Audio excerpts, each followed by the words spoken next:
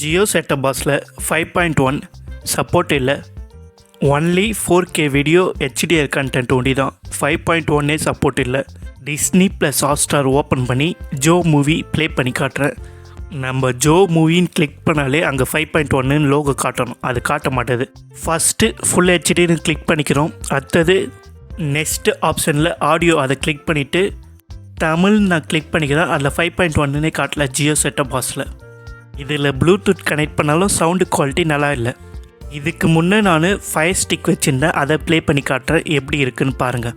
ஒரே டிவியில் HDMI 1ல் ஜியோ செட்டப் பாக்ஸ், HDMI 2ல் ஃபயர் ஸ்டிக் கனெக்ட் பண்ணி வச்சுருக்கேன்.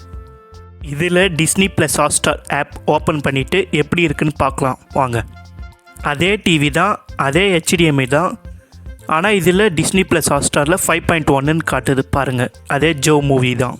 ஓப்பன் பண்ணுறேன். ஜியோ செட்டப் பாக்ஸில் 4Kலாம் ப்ளே ஆகுது, HDR கண்டென்ட்டும் ப்ளே ஆகுது, ஆனால் சவுண்டு குவாலிட்டி ஒண்டி நல்லா இல்லை. அதே லாகின் ஐடி தான், ஆனால் இதில் ஜோ மூவி ப்ளே பண்ணால் 5.1 காட்டுது பாருங்கள். சவுண்டும் சூப்பராக இருக்கும் ஃபயர் ஸ்டிக்கில். இதில் ப்ளூடூத் கனெக்ட் பண்ணாலும் சவுண்டு குவாலிட்டி நல்லாயிருக்கும். மறக்காமல் லைக் பண்ணுங்கள், ஷேர் பண்ணுங்கள், சப்ஸ்கிரைப் பண்ணுங்கள். இதில் ஆடியோ ஆப்ஷன் கிளிக் பண்ணி பார்த்தா நார்மலாக தமிழ்னு காட்டும், அடுத்த தமிழ் 5.1 காட்டும், அடுத்த தெலுங்குன்னு காட்டும், தெலுங்கு 5.1 காட்டும்.